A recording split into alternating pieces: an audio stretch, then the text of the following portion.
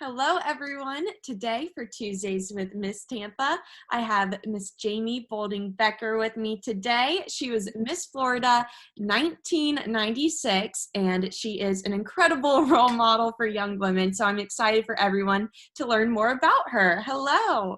Hi, Leah. How are you? I'm great. Thank you for being here. Oh, you're welcome. But did you have to say 1996? That's a Oh, really long time ago. no, you do not look a day over 21. That is for sure. I'll pay you later. To start off, can you share a little bit about yourself, where you're from, and what you've been up to these days? Sure. Well, I grew up in Lakeland, Florida, so not too far from Tampa. My parents actually still live there. Right. Went to the University of Florida for undergraduate, of course, with all of the scholarship money that I earned through the Miss America organization. I then went to the University of Central Florida and received an MBA. And after graduating, I worked in the managerial consulting world for a few years. And then I met my husband, and he lured me back to Florida full time and moved to Sarasota. I've been married 16 years, and we have, actually 17. We just celebrated 17. And we have two boys that are growing like weeds. I have a 10-year-old son and a 15-year-old son, and just living the dream. Really, honestly, my dream always was to be a stay-at-home mom. So I feel so fortunate to be raising them, and it's a full-time job. And it's amazing how fast time goes, but I feel very lucky and blessed. Everyone's healthy, and couldn't be more thankful. That's amazing. And as a stay-at-home mom, you have two boys. How has COVID impacted your day-to-day life? Well, it's been dramatic to say the least. When we closed school in March, and I'm on the board of trustees for the independent school that my boys attend, so I was involved in that decision, and it was a very tough one to make because I knew that I believe in my heart kids belong in the brick and mortar school. I think that's a big part of their mental health, and they did a great job. Our school did an amazing job. They were seamless in making the best of what is obviously not a great situation.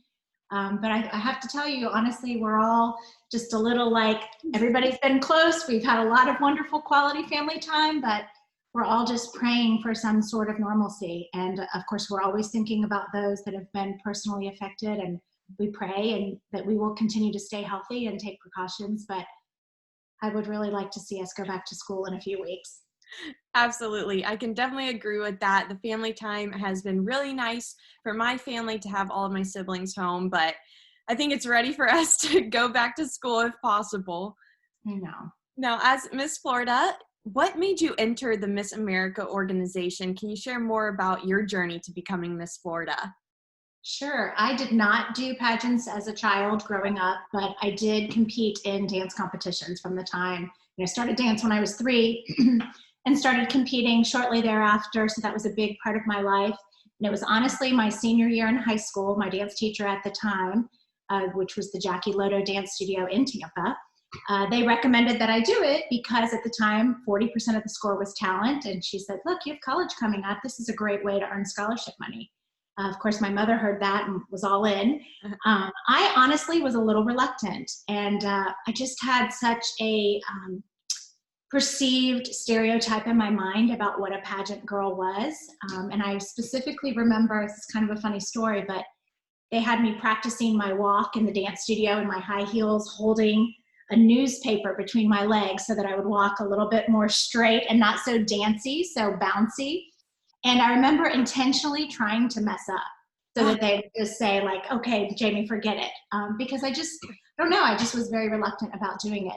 But ironically, Miss Tampa was my very first preliminary pageant ever when I was a senior in high school. And at that time, the age category for eligibility was 17 to 26.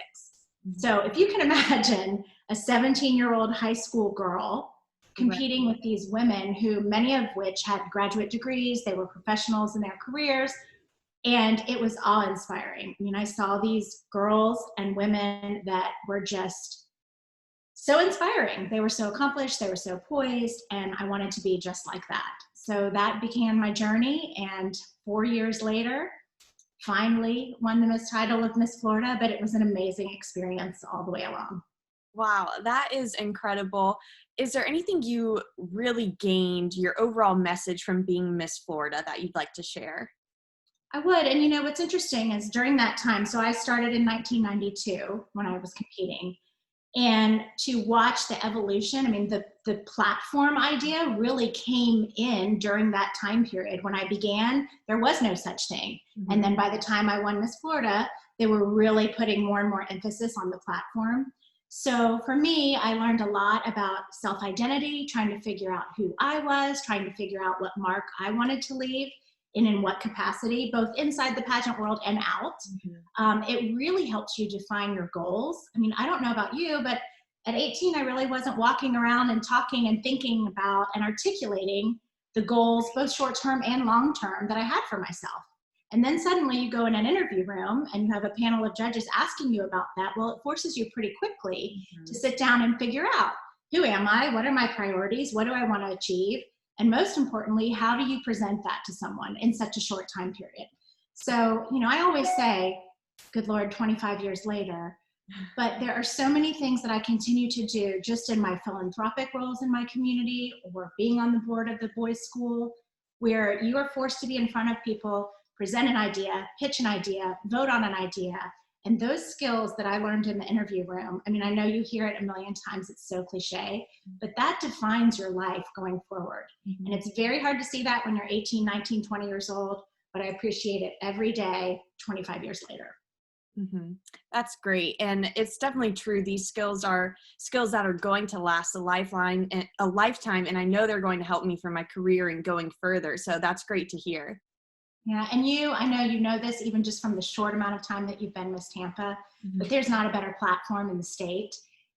Bob Clark and his team does such a good job of preparing you, but also exposing you to the world in Tampa and outside. And I'm so happy for you specifically. Oh, I know you and I kind of go, I have a special place in my heart for you because I met you when you were Miss Florida's Outstanding Teen and loved you then. So I'm so happy for you to have this opportunity in front of you. And I know you're going to embrace every single second of it. And I just can't wait to see what happens on the other side. I really appreciate that. And it is so true. Miss Tampa has been an incredible support system, an incredible opportunity to meet so many wonderful businessmen and businesswomen throughout the community. So I want to hear about you being Miss Tampa.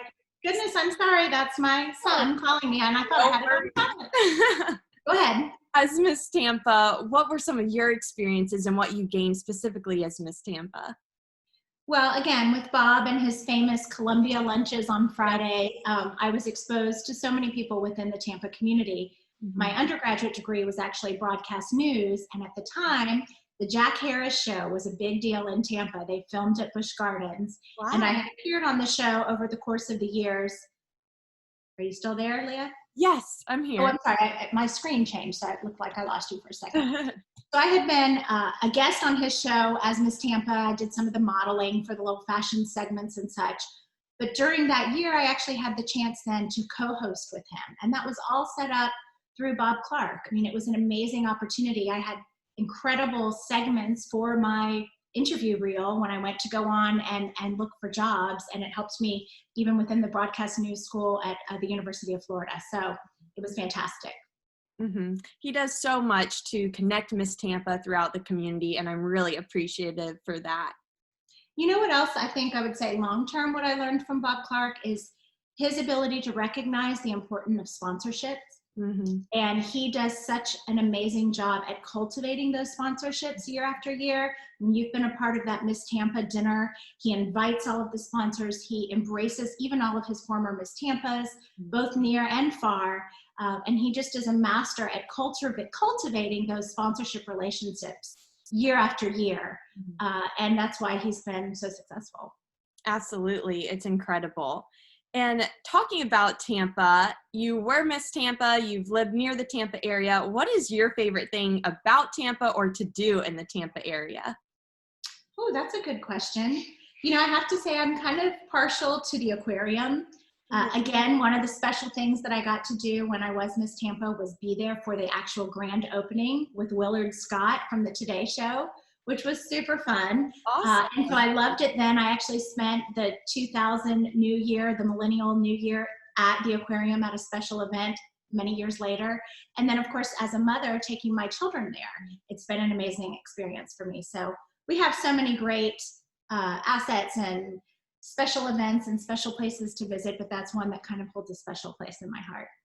Absolutely. And you are an incredible role model for young women. I know we mentioned this earlier, but when I was the outstanding teen, I had the privilege of meeting you and coming to your home where you hosted young girls to learn about the program. And I was able to speak to them about the Miss Florida's Outstanding Teen program. And now we have Mary Catherine, who is an outstanding teen, and I remember meeting her there. So I wanted to thank you for being an incredible role model, but also to ask you, what is your advice for young women today who are about to go to college and your message for them?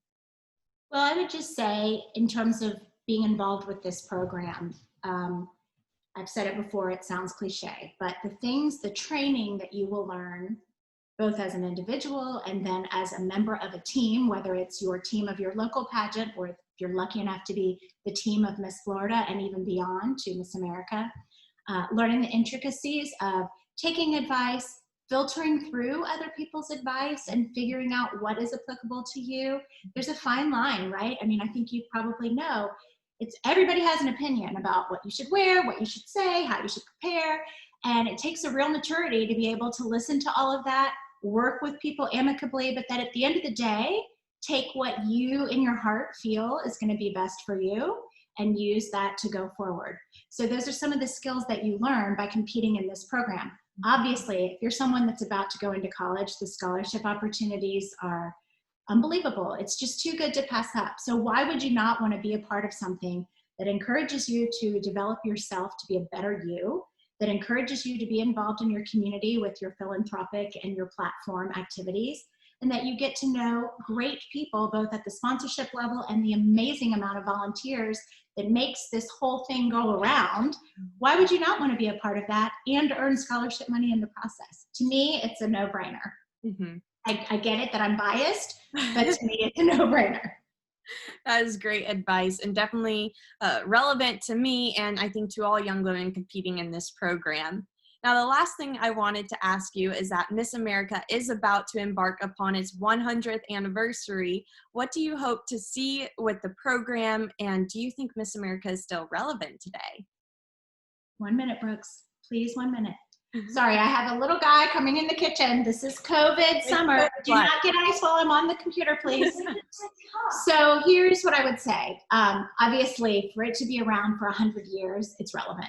Mm-hmm. Now, do we have hiccups in time? Are there places where we can see that there's an area to improve? Yes. But to me, if we've been able to stay relevant this long, it is worth fighting for to keep it relevant going forward. I've touched on all the amazing ways that it impacted my life. I still have friends that I met through the Miss America organization at the local level, at the state level, and my sister queens that I met even competing during the Miss America pageant. So all of those experiences add up to nothing but positive for me. And I just hope that's why I continue to stay involved, is I do want to be a part of making sure that we're around in the next 100 years. Mm-hmm. That's great. Well, I cannot thank you enough for being here and sharing more about your journey and your advice to young women. You are the best role model, and I'm so lucky to know you and have you as a Miss Tampa sister. Thanks, Leah. Hey, I have one other thing that I was actually thinking about when I was getting ready for this interview, just kind of thinking about what's the one thing I would do differently from the organization. And I just wanted to say that when I went to Miss America, it had taken me 4 years to win Miss Florida. So I was thrilled just to get the opportunity to go and walk on the Miss America stage. And I kept telling myself in my mind, only one person's going to come away with the crown. Everybody else is going to have a memory, so you better have it be a great memory. Mm-hmm. And I'm so proud of going into it with that mindset. Having said that, in the end, all these years later, and even the year after I got back, I wondered if I hadn't convinced myself enough that it was going to be me. Mm-hmm. So whether you're getting that opportunity at the Miss Florida stage or at the Miss America stage, there's a fine line between overselling yourself and becoming too confident, and then you're setting yourself up for disappointment. The other end of it is how I think I prepared for Miss America. I was so thrilled to be there. I couldn't believe I finally made it. And I was so happy to be there that I never really took the time to believe it was going to be me. Mhm. So if I had it to do over again, that's what I would do. And so I just want to leave you with that little nugget of advice, like believe in yourself no matter what. And more than just believe in yourself, you have to put it out there that it's going to be you. And Absolutely. then be prepared to deal with it if it doesn't, and not the other way around. Mhm. That is an incredible piece of advice and definitely something true within this organization. You have to believe in yourself if you want to succeed and reach those goals. So thank you for sharing that. You're welcome. I can't wait to see what happens for you. Tell everyone in You- Tampa I, I said hello. I will. Thank you so much. Bye. Bye, Leah.